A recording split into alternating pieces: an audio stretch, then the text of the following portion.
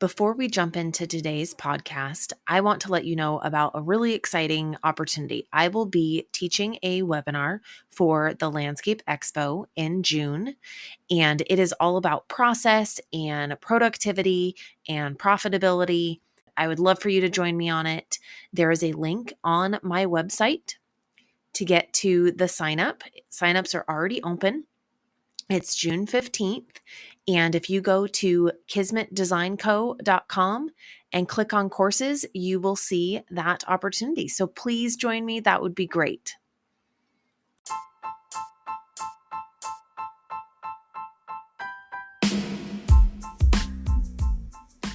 Hey, Chrissy here. I am a landscape architect and the owner of Kismet Design.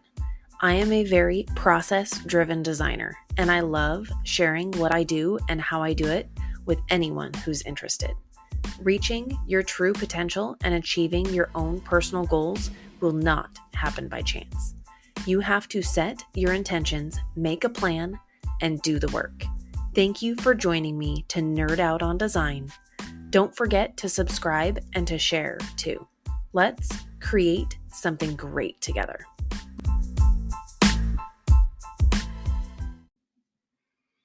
I was so excited to get the opportunity to chat with Lisa Nunamaker.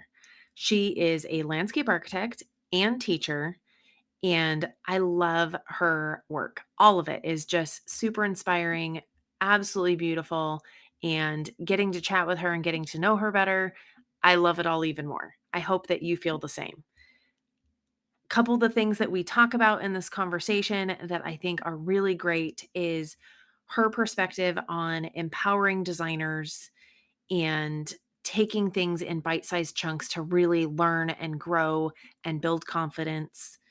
And if you have a chance, please look at her website. I will put a link in the show notes. She has amazing graphics and a lot of class offerings, which are great. And one of the things that I really want to make sure to highlight that we talked about in this conversation was how to find your voice as a designer. And I think it's really great. And I hope you enjoy the conversation. Well, thank you, Lisa, so much for joining me. And I really appreciate your time and your knowledge. It is absolutely wonderful. And I thank you a lot.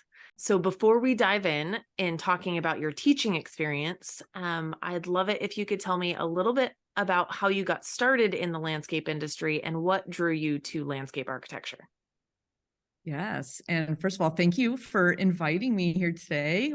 I love your podcast, and you serve so many people well. So thank you for doing that. How I got into the industry. So of course, I started many years ago. I think it was in the late 80s is when I graduated from high school. And like many people probably that get led towards this profession, I loved being outside. We used to build forts in the woods. And there was something about creating spaces, whether we were creating spaces outside in the woods, or I also had lots of Barbies, and I loved creating the spaces, whether, for the houses or for the outdoor spaces for my Barbies too. And so I was infatuated with that whole idea of creating space. And my parents were not gardeners. My mom loved tomatoes, so we had a tomato plant or two, and we had a mulberry tree in the front yard. And that was about it, a lot of lawn. So I really didn't get a lot of information from my parents on this profession. But as I went through high school, I knew what architects did because of the Brady Bunch.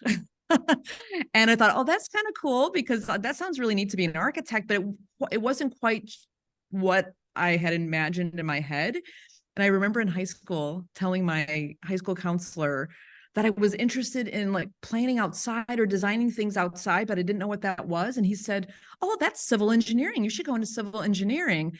And I'm like, that didn't sound right. I mean, it just didn't sound right. So when I applied to college, I applied to schools that had architecture for sure, because I knew that I wanted to do some kind of design. And then while I was researching Iowa State, I saw the term landscape architecture. And I'm like, oh, I wonder what that is. And I didn't know what it was. And nobody could tell me, because that was before the internet. And so when I applied to Iowa State, I actually put architecture and landscape architecture. So when I would go to orientation, I would learn about it. And yeah, when I went to orientation that summer, right before I started, I watched all the videos and all the things they had on landscape architecture. I'm like, that is exactly what I wanted to do, which is so crazy. So I got lucky. I was able to actually start in that program. I know a lot of people don't start in either horticulture or landscape design or landscape architecture. They usually find their way there later, but I just got lucky. And yeah, so that's how I started. And I loved every single minute. So I did get my degree at Iowa State in landscape architecture. And then I got my master's later after I started working full time. I just got that bit by bit and then eventually earned that also. But yeah, that's how I started, just that love of plants and love of creating outdoor spaces, in my weird kind of way through Barbies, Legos, and forts, which is kind of cool. I love it. I found landscape architecture very similarly, except for it was not until my freshman year, because I was in the architecture program at WSU, and we had a joint class called the Built Environment that was with landscape architects, construction management, interior design, all of us together learning how to collaborate and who did what pieces and how all of that goes. And I was like, landscape architecture, wow. I was like, this is a better fit. Is So that the craziest? It's so weird because my daughter and I were just talking about this and how you really aren't exposed to this profession. Our parents, a lot of parents garden or we do gardening or that kind of thing, but we don't see that translation into the design end of things. And it's interesting how we just kind of stumble, unless you know someone that's in the profession. I feel yeah. like a lot of us just stumble into it. Well, I feel like every kid knows what an architect is, or, at least of it, or even engineering. And I think even interior design is much more mainstream. And part of that's Yeah. probably TV programming, but landscape architecture, I think, is still kind of this kind of hidden gem that a lot of people don't really know about. They Yeah, see I like agree. the maintenance crews and they see like construction crews, but they don't see the design behind it. Exactly. Exactly. I agree. I totally agree. So I really loved school and loved learning. And I think all of us are lifelong learners, but there's Mhm. something unique about the environment of learning in a college atmosphere. Do you find the same energy holds true being on the teaching end of the equation? I do. I love teaching and it is my in the classroom experiences that have helped me understand what works and what doesn't work in terms of teaching because first of all my students are I'm laughing now because I'm just thinking of my current group. They constantly are making me laugh and they are showing me things that I would never even imagine in terms of just being inspired. Their outlook on things is so different and they're learning of course too, and a lot of them have never had experiences in this profession, so they're learning from scratch. They have a really fresh perspective because of that. And so yeah, as an instructor, I am just as inspired by them. Hopefully they're inspired by me, but I don't hopefully they are. But I'm definitely inspired by them and by their energy and their excitement to learn. And they're just, again, they're different perspective on things. I mean, I have to admit, the other things I pick up, their music, their like movies that they're interested in. I found a lot of cool shows because of them. And there's just something fun about having that connection to that age group. My own kids, when they became that age, it was really fun to be able to like, oh my gosh, my college students are now my kids' age, which is so weird. But it's so fun because I learn so much from them and I can then apply it, whether it's technical, whether it's, like I said, the arts, whether it's music, and it's just really cool. But yeah, it's definitely just as energetic for me, from my perspective as a teacher. I learned just as much from them as hopefully they learn from me. I'm sure you probably look back on like some of your key professors that you remember and be like, oh, this is what they meant. Exactly, exactly. And I love like when the thing I really enjoy about teaching in the classroom is if they don't get something, a topic, I love that challenge of trying to figure out a different way of teaching it so they can understand it. And it really helps me because I obviously, we both, you two probably, we get so close to this profession, we don't always realize how close we are, and we make a lot of assumptions, vocabulary or techniques or whatever it might be. We just talked about retaining walls yesterday in class, and a lot of them had never done that. They've never designed one, they've never Yeah. built one. And it's just fun, my perspective now on teaching that versus 20 years ago. And they learned a lot in an hour. I was shocked, but it was fun. We had a little game at the end and they actually learned a lot, which is neat. Do you find that there's been like a demographic shift or even just like a shift in kind of how people are finding the program and interest in landscape architecture? Have you seen that change over time? That's a great question. So the trend that I see is more students will go to a community college first. And then when they're there, they realize that what they want to keep studying. So we have a lot of transfer students, but they're not that much older. There's, we consider non-traditional not being in high school. And I would say most of my students are still pretty young. They're still in their early 20s, late teens. My online students, though, of course, are more non-traditional. They're usually probably more than 30 years old, most of them. I have some younger in their 20s, but most of them are probably over 30, 40, 50. And but at the college level, the main trend that I've seen is that I would say we have a lot more transfer students from community colleges, which is really cool because it really adds to our program because they're able to bring those perspectives from those instructors into our program, which is really nice. Do you And even though we're just, find, go ahead. Oh, you finish. Go ahead. I was gonna say, do you find, because I know for my program that I went through, I had a couple transfer classes that came from high school. But the few people that did transfer from a community college still had to do the same time span. They just didn't have as heavy of a workload because of the way that the classes were offered. It didn't take off 2 years out of your university. It still was the same. Do you find that your program is structured so that that's the case, or are people able to actually, buy themselves back some years? I am so glad you said that because I don't teach in a landscape architecture program. I teach in a horticulture Oh, that's program. right. So I'm Yeah. glad I didn't even think about mentioning that. So I teach at Iowa State. So even though my degrees are in landscape architecture, I teach landscape design in the Department of Horticulture. So when our students transfer over, we're not in like a design program like like the landscape architecture program at Iowa State where you have to apply and then you still have another 4 years or 4.5 years or whatever it might be. We are more science and plant-based, and so when they come in, they're hopefully bringing in the chemistry, the biology, and all of that. So they don't have to take those classes anymore. So for us in the horticulture program, it actually does take off. It shaves off usually a couple of years in our program. And then they're just trying to catch up on the design classes Right. at that point. But some of them actually have design classes too. It depends on what their program was in their 2-year program. If it was more chemistry, biology based, they have to take design, but some of them do take their plant classes and some of their design classes so they can skip 1 or 2. I'm glad we clarified that. I didn't even Yeah. think about that. It is a little different. I knew that and I forgot. I was just No, but this is good. This is awesome because the then people can see the difference. Because I have had students that want to get a landscape architecture degree. They're trying to decide, should I stay in horticulture? Should I go over to LA?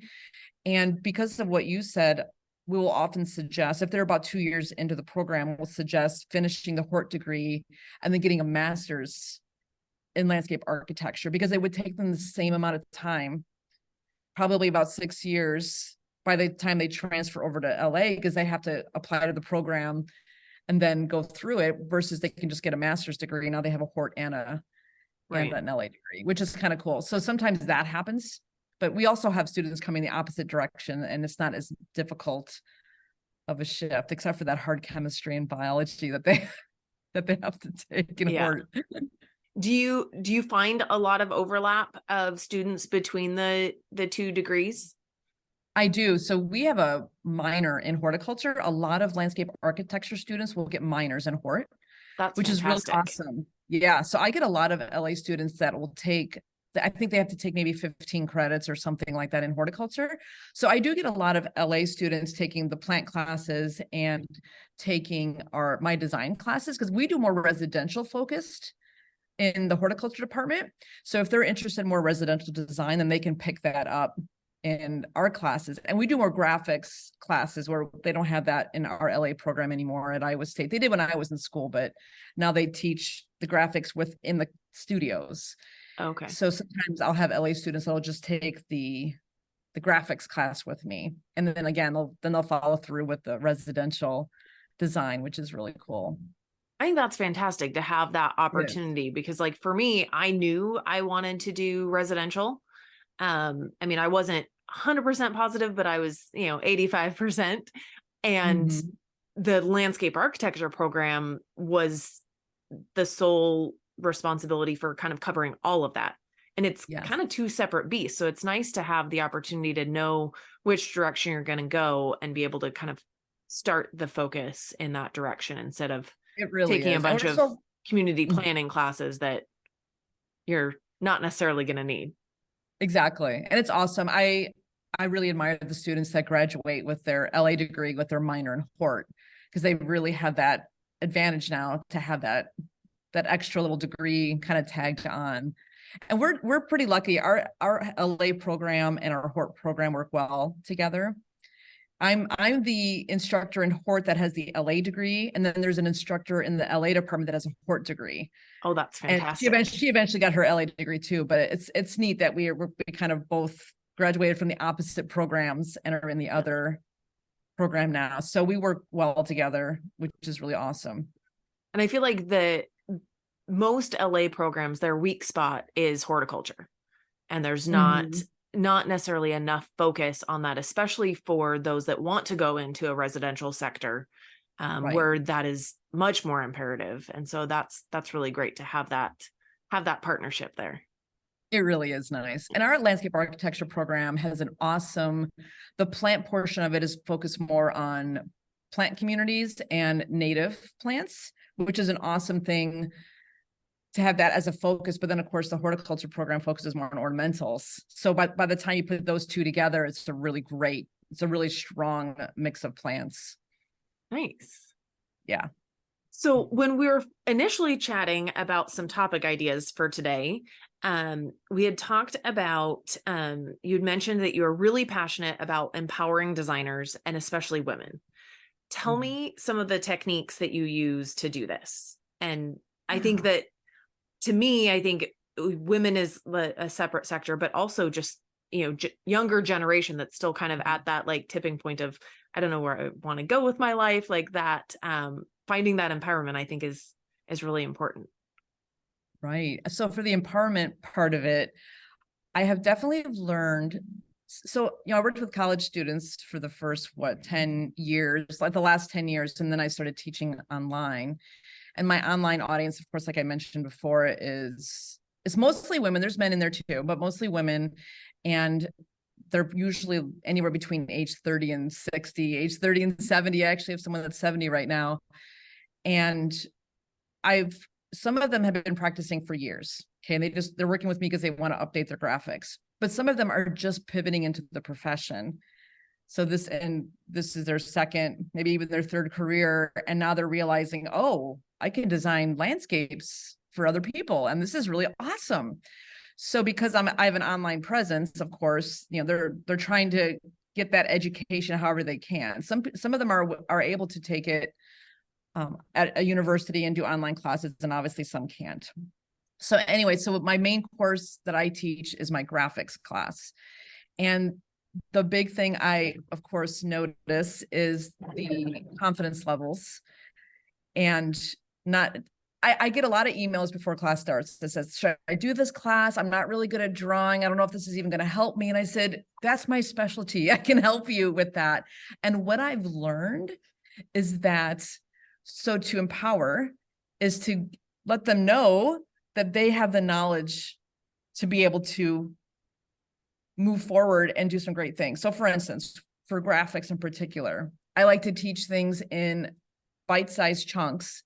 So we slowly build confidence as we kind of, get in control of each of those skills. So I don't just say, here's a drawing, draw it. I remember when I was in school, we had some amazing graphics people visit Iowa State, and they would do workshops with us. I was overwhelmed and scared to death. I don't think I even touched a marker for a year after that. I'm like, I can't do that. So I always remember that. So when I teach online, and I have to give my Iowa State students credit for this because I practice in the classroom, we do I first teach them, this is what a line weight is, and let's master that first. And once you master that, you build a little bit of confidence, right? And then we go to the next thing and we build a little bit more confidence. So by building that confidence level in levels or chunks, that helps someone realize, oh my gosh, I can do this, versus just throwing a perspective drawing at them the first day and saying, good luck. And so that's number one. That's the biggest thing that I love to do, is just give them that confidence and build it in levels. The other thing I love to do is to get over the whole perfection thing.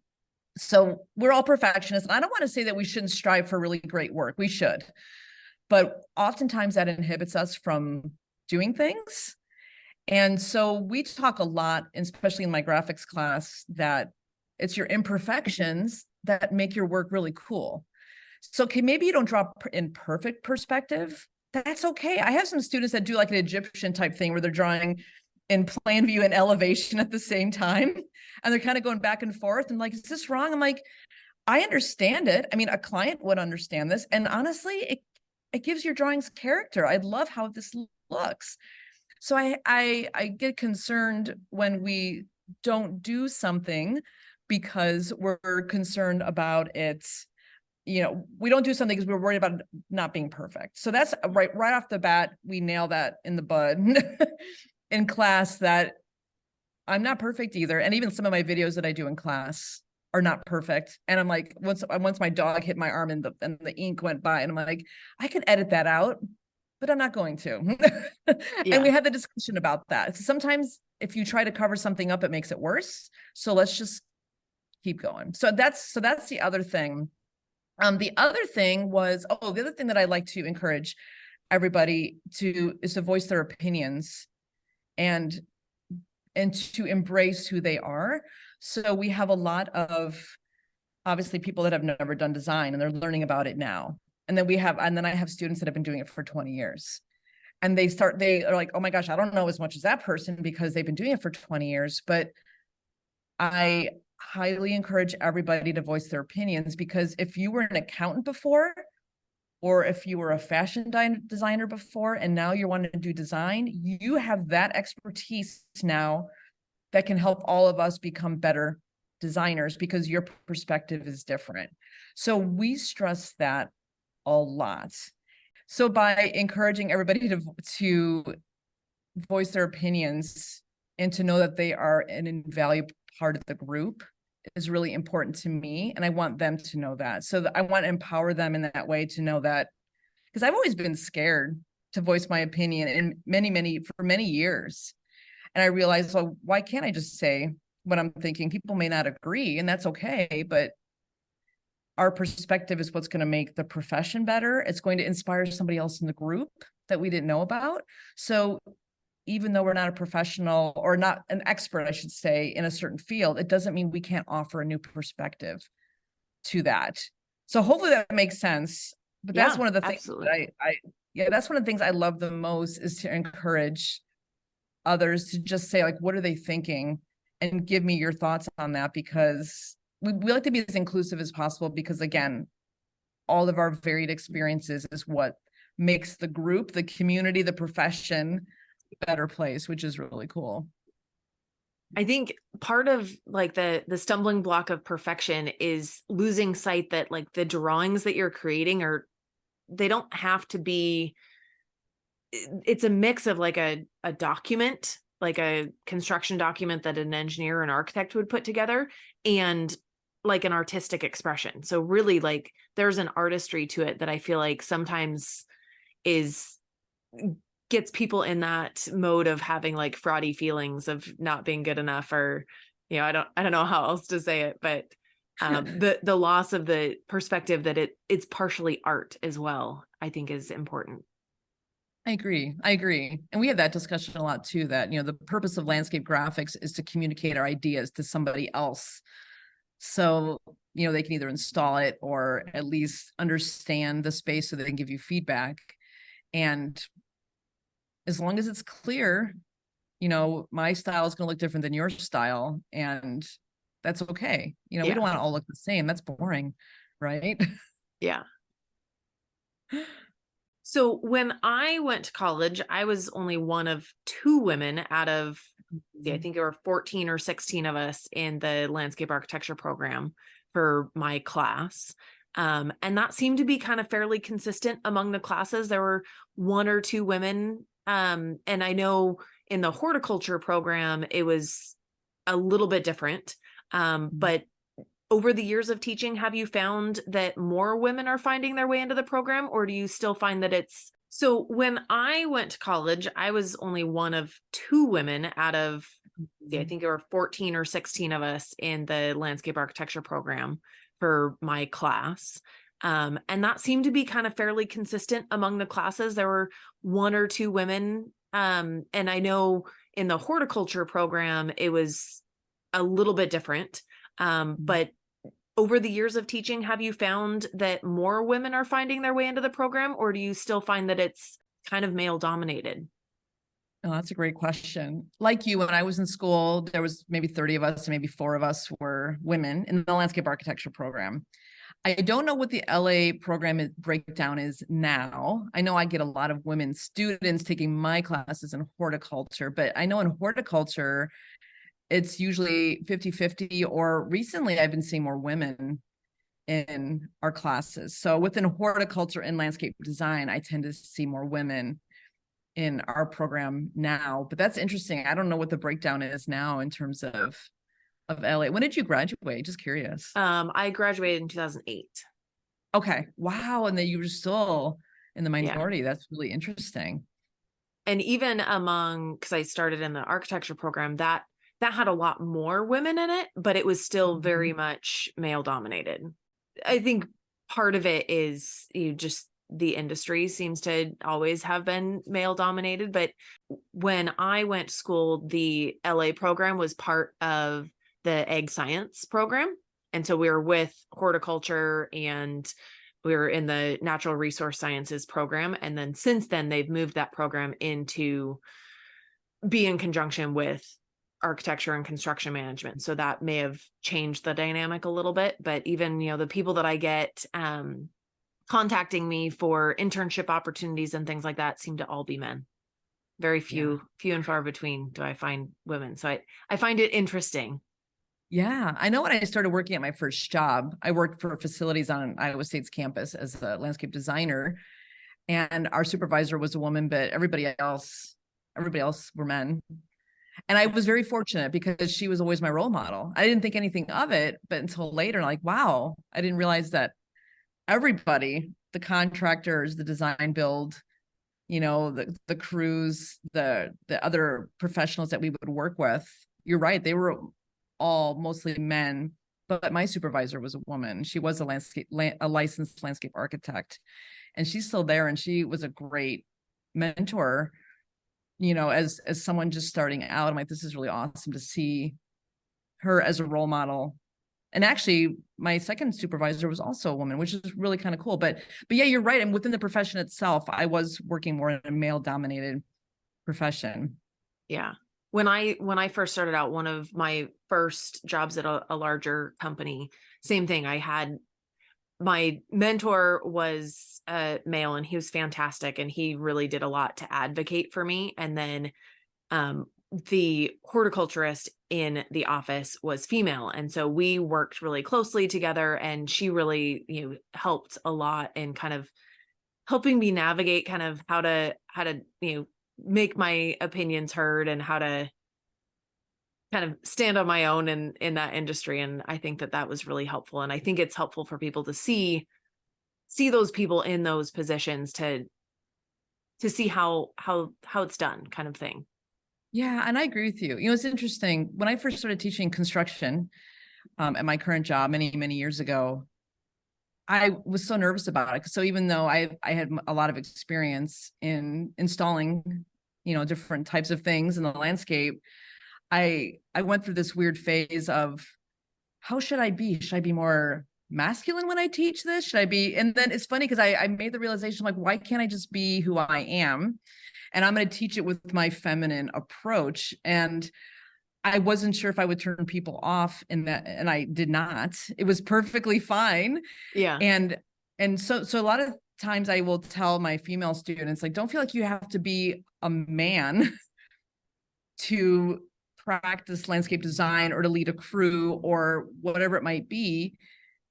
If you are a feminine person or a masculine person, whoever you are, be that person, because don't be somebody else. And I'm really glad I discovered that on my own. But I feel like too many of us sometimes try to shift to what we think we should be. Yeah. And of course, my website is very feminine, and that's probably why I do attract more women. But that's who I am, and I feel it's important to insert that femininity. Yeah. Did I say that right? Into the profession, especially in the design build end of things, the construction. I have some awesome students. I actually have one student particularly right now who's a female, and she loves doing installations. Like, we just were at the National Collegiate Landscape Competition in Mississippi for NALP, the National Association of Landscape Professionals. And, she loves doing the hardscape competition, and she's awesome at it. And we had an all-female team last year, and this year we had a male and a female. But I'm like, do your thing. And it's so awesome that to get more women, especially in the install end of things, and to be who you are. You don't have to be somebody else, which is really cool. I feel like a lot of times those judgments are self-inflicted anyways. Like we think it's coming from the outside, but it's really not. I agree with you. That's a great way of explaining it. I think you're right. I think if we just always just be comfortable with who we are and celebrate who we are, we're going to do awesome. Yeah. I think that just creativity in itself sometimes is sometimes hard to kind of find your voice in that as well. And I think it takes a lot of vulnerability. And I found that a lot of the teachers I had really that I really enjoyed working with did a great job of like getting people out of their comfort zone and pushing them to really like be vulnerable and show that deep creative side instead of what's expected. Like I'm doing this, I'm copying what this graphic looks like, what this design looks like, because I know that that's being judged as good. So I want to do something that's also going to be judged as good instead of finding your own style. Right. And I think a lot of that is, if you can create that safe space so students feel comfortable, being who they are, and like you said, finding their own creativity and finding their own way. I think it's awesome if you're lucky enough to have that space to be able to do that in. That's the positive. I mean, I find even professionals now that seem to have a hard time kind of they'll show it a little bit and they'll be like, oh gosh, I'm gonna like, I can't do that. Like I'll do this. And I'm like, no, go for it. Do it. So I think I think that's important, especially among, just creatives in general, like having that platform and that, whether it's, your colleagues, your, mentors to really, give you that space to encourage you to do that. And like you said, like with that student you have that really wants to do, the hardscape and things that, has this, I don't know, stipulation that it's typically male dominated, like it doesn't have to be. Correct. And I think a lot of things too on that, pushing your boundaries and trying to be and being creative and being your own thing. I think a lot of that is accepting the fact that we're going to fail. And I think too many of us are scared to fail or get criticized. So then we don't want to try something. And it's something that over the years that I've gotten better at, I'm like, I'm just going to do it. Because if I need to know if I'm going to fail at this or not, so I can readjust and take a new path. So I would always encourage people to do that, because let's just try something. Who cares if somebody doesn't like it? They didn't like it, or it didn't work. Who cares? Now we Yeah. know, like, that's the only way you're going to learn, right? So we can now explore something else, but it might be awesome. And we Yeah. can't know that unless, like you said, we're vulnerable and explore new things. And even if we don't have a safe environment to do it in, to be brave enough to just try it anyway. Yeah. And that's okay. Well, and like you said, like you learn so much more from failures than you ever do from success. And I found that especially in my business, I've had the greatest innovations that have like done a lot for me by taking bad experiences and being like, well, I don't want to do that again. And now you can write a book.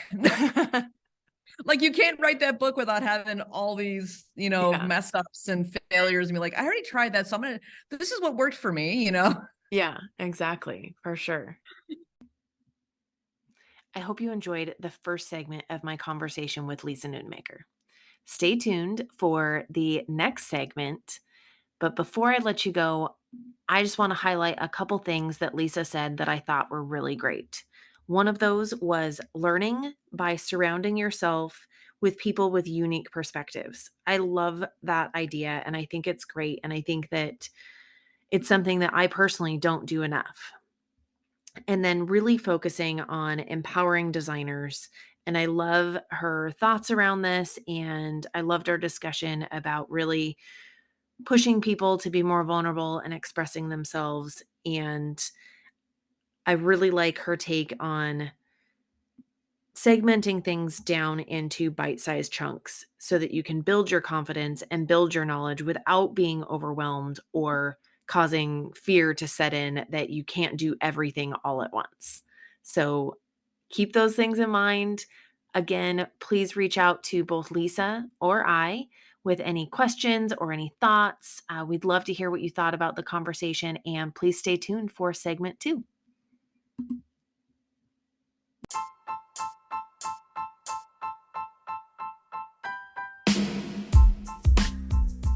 To wrap up, I want to thank you for your time.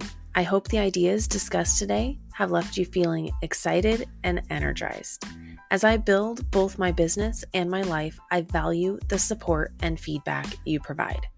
I would love for you to reach out to me to let me know what you think, give me ideas, or just to connect. Please don't forget to subscribe and also share with a friend. Until next time, go create something wonderful.